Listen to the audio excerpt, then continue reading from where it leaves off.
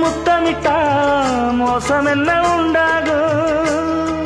சத்தமிட்டா உனலமை என்னாகும்?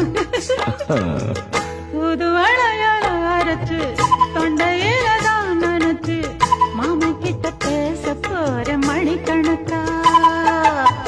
தூண்டாமணி விளக்க தூண்டி விட்டு எரிய வச்சு ஓ முகத்தை பார்க்க போற நாள் கணக்கா.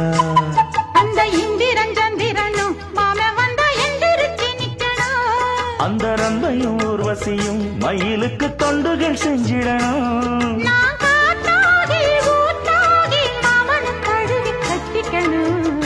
தூது வளையல அரைச்சு தொண்டையில தான் நினைச்சு நானும் கூட பேச போறேன் மணிக்கணக்கா.